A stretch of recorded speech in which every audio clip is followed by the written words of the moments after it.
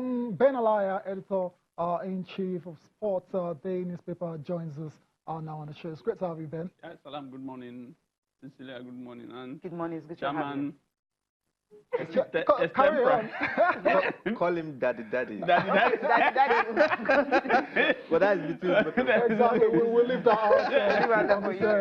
Seriously speaking, I think that Odion Igalo has done very well in this championship. Yes, the Nigerian national team may not have done too well as expected, but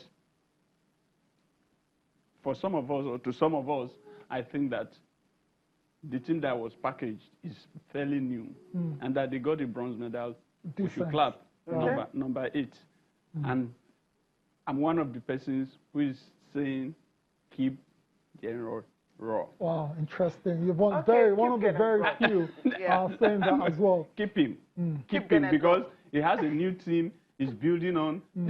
Look at the age of the players. A lot of now, young players. Igalo says he's not playing again for the national team. Oh, has it come on to say? I mean, he has said it on his Twitter handle. Mikel has said in his Twitter handle. And so we have the 2 oldest players leaving the team. So we have a fairly young team that we can build on. Ben, as soon as you said you want to get a role to stay, Fred, a smile broke out on his face, and I'm wondering why. Like, are you against that? Or I am 100% with him. Oh, awesome. You see, I've followed the evolution, and I've just argued somewhere.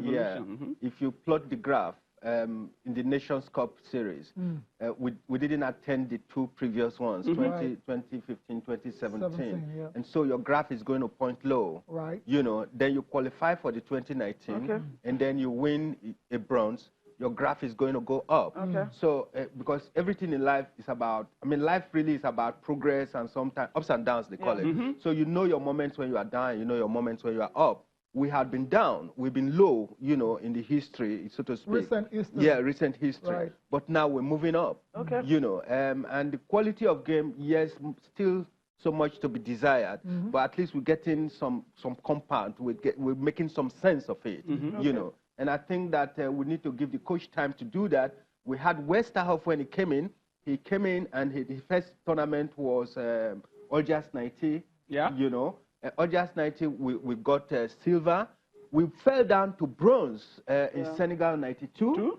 Before we won the gold in 94. And then went to the World Cup and we're said to be the best, the top 5, ranked 5th in the world. But you see, he had time to build. We had time to lose and tight. Define the team, define the qualities we want, know the areas of weakness, and then know how to stew it together. So by the time we start this, quick fixes, coach come, coach go, coach come, coach go, we're really not going to build a character into the team. Fred, if I must add to what Fred has said, the only thing that I think that General need to do now is come home, come back to Nigeria, sit down, watch more of the Nigerian league, pick some players, because when we won the 2013 edition, I was there. We took 9 home-based players to the championship. I keep saying it, I keep repeating it. Yes. Not just there are fantastic quality players in the Nigerian league. So you need to pick, even if it is 5. You don't need to take only one. It's even better for them to have a scout that will go around and do the job for him and bring the players. No, let him go himself. It's a teamwork. Of course, you cannot be everywhere, but it's a teamwork. You have to have that staff. I've seen him come to the Agege Stadium here in Lagos to watch games. So he needs to go to other places as well. You have to have that staff. Sorry, Sisi. You have to have that staff. What Westerhoff did the same thing. The same thing. The Omakachis, the Finidis, and also he saw them. He even was part of, if you like, transfer. Of the taking players. Them to this place. Abroad. The draws for the 2021 Africa Cup of Nations is ready. Cameroon, of course, is hosting 24 teams, and Nigeria are in Group L, right? And you have some countries there. Benin Republic is there. Lesotho is there. Sierra Leone is also part of it. And I'm like, we need to qualify with 2 games to spare. And Cecilia has been so dismissive of all the opponents in this particular group. And Benin Republic, Sierra Leone, Guinea. It's funny, you know, you see Nigeria, Benin Republic, Sierra Leone, Lesotho, you now begin to jubilate, it's over, we've won. Probably because of the spelling of Lesotho, or what? You know, because there's been a republic that just took out Morocco in the Nations Cup. Correct. You know? And then Sierra Leone. They did not win a single game at the Nations Cup. We know that Benin Republic. Yeah, but they went that far. They didn't win. It doesn't matter. So, whatever. They were there. They caused some upset. And if they can cause upset against Morocco, they can cause upset against you. Now, this is Sierra Leone. You think they've not been there probably because they've not been chanced. We had a World Cup qualifier where we had Ghana and Liberia, and it was proving very tough for us. Yeah. Now we had a group where they mentioned Madagascar, Burundi, and then we thought that we topped the group. We didn't top the group, so you do not know what Lesotho is going to bring. I think that we should just prepare like we are in a group with France, Germany, and Argentina. Okay, and that's how to prepare. To add to what Fred has said, I also think that Benin Republic is going to be very difficult. They're just our next door neighbor. Right. They know us very well. They know our players. And as they played in the championship, this AFCON that is still ongoing, the final is just here, we have to be careful. Then Lesotho, we underrate too many countries. Sierra Leone has always been, Sierra Leone has always been a very difficult country for us when we play them. And I think that what we should do is prepare well, win well. CC don't say that with 2 games to go, we will have. Haven't we learned enough lessons from this? We don't learn. There are no small, as the coaches will tell you, there are no small countries again in football. I mean, the name Burundi was like, we are done. Madagascar, we have defeated. These are the other groups, Group A, Mali, Guinea, Namibia, then Liberia or Chad. You also have in Group B, Burkina Faso, Uganda, Malawi, South Sudan, or the Seychelles. Group C, Ghana, South Africa, Sudan, Mauritius, or Sao Tome and Principe. Is looking very, very tough there. Group D, Congo, Gabon, Angola, Djibouti, or Gambia. Group E, I mean, a lot of these teams have very tough fixtures on their hands. Cameroon, Mozambique, Rwanda, Cape Verde. We also have a top. They also have a top group. That's exactly.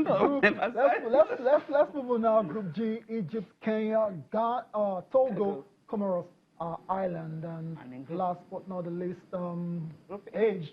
Yeah, we have Algeria, Zimbabwe, Botswana, and Zambia. This is the real group. Okay, let's leave this. The one Africa Cup of Nations group by Senegal. So this is the real group. And of course, Eswatini. Swaziland, right there. Swaziland. Right. That's it for the group. Group J, you have Tunisia, Libya, Tanzania, Equatorial Guinea. They're also in that group. A bit tricky for Tunisia. And Group K, you have Cote d'Ivoire, Ethiopia, Niger Republic, and Madagascar. Okay, that's it for the 2021. Yeah, top 2 will qualify for the Nations Cup. Quickly, we'll talk about CAF Congress, what went down in Cairo, where you have elective Congress was done, and President Amaju Pinnick talking about NFF president. He wasn't returned. He wasn't elected to return after their 2-year tenure was over and all that. And Infantino talking about that they are not trying to colonize Africa, but then they're just trying to, as much as possible, make Africa better, the way Fatma Samora has made FIFA better. Because she coming into FIFA, actually, you know, a whole lot of things has been happening at FIFA, so he felt, okay. She's Sierra Leonean. She's Sierra Leonean. She's an African, so that's it. Okay, that's where you have the draw, the draw. We've gone past the draw and all that. But the Congress. Big story coming out of the Congress yesterday is the removal, or however you want to put it, of Nigeria's NFF president, Amaju Pinnick, as first vice president. That's the biggest story for me. Well, it's politics. There's a lot going on. In politics, things like this happen. Pinnick has been flying high for some time. First of all, he wasn't the first vice president. He was appointed to fill in the gap. So he filled in the gap. The tenure expires. That tenure expires. And then he also had a disagreement with Ahmad, the CAF president, as per the way CAF was being run.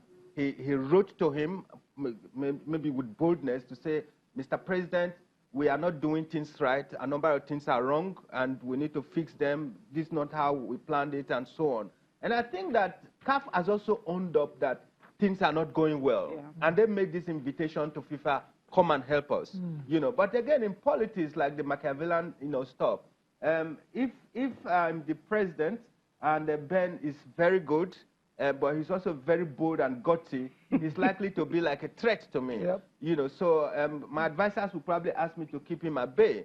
So they had to keep Pinnick at bay because he looks like somebody that can upset the president if push comes to shove. Right. So I think that's what happened. Well, to add, okay, maybe not that much of fears.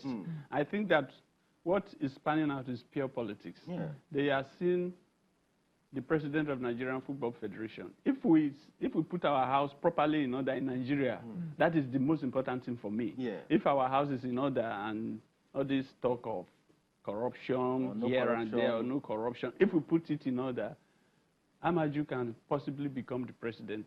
And I'm sure Ahmad is not comfortable because I recall that when he came to Nigeria, before the election, I was at the meeting where he was with Amaju and everybody, and Amaju was all for him. And his country, as small as it is not a big football playing nation. Nigeria is a massive football playing nation. And I think that by tomorrow, by the next elective or election Congress, if you don't take care of him, he will take care of you. And this guy is all over the place with Infantino, the FIFA president. You know, he has a profile, a stature that seems to dwarf virtually every other. Let's just put our house in order. We have to put him in order. If we put our house in order in Nigeria, we can do anything. Yeah, before we go to the bills, just quickly look at this one. The Amputee Football Federation have actually shortlisted 22 players for the national camp, you know, ahead of the Amputee Football Africa Cup of Nations in Angola in September. So, I mean, you've been championing the beats and all that, concerning these guys and everything. What's the update? Yeah, well, the update is about getting funds for them to attend the Nations Cup in Angola. It's September 30th to 14th. Like you said, they've done 2 national championships, so they selected their players. They ought to go to camp now and start, you know, warm-up games and stuff like that. Right. But as yet, we don't have fund to camp them. We are not sure yet about, even their tickets to the event, and also we're looking for fund as usual. Like we look for fund for them to go to the World Cup. You know, it's difficult. It's difficult supporting para sports in Nigeria. People don't seem to understand the importance of it. You know, we have a lot of disabled people, sorry to speak, people with disability. Their parents hide them at home, either out of fear, out of shame, probably because they cannot walk around, and then to move them around, you need extra support. So for every disabled person, you need one person to support. A lot of care. You know, a lot of care. You know, but sport has proven that we can accommodate these people, we can include these people. Sports can really make these people bigger than even some of us that are able. You know. In fact, there's a lot of room for them. As we like to call them, let's call them special sports. Special people. You know, there's a lot of room for them. Is it blind sports? Is it para-athletics? As we speak right now, even para-athletics, even para-athletics, the Paralympic team, they are going through qualifiers now. They just did one in Tunisia. They are supposed to do another one in France, and the final one in Dubai. There is no money yet for them to get there. Okay, hopefully well-meaning Nigerians can actually help. Thank you guys for coming on the program. I actually enjoyed this. Absolutely. Thank you guys. It's always amazing to be here. Thank you. Thank you, Fred, as well. Yeah, thank you. I've not seen you for some time. You're looking like a Caribbean queen. Thank you. All right. Thank you all for watching. I'm Cecilia Mombe. Enjoy your weekend. I'm Tayo Salam. Enjoy the rest of your day.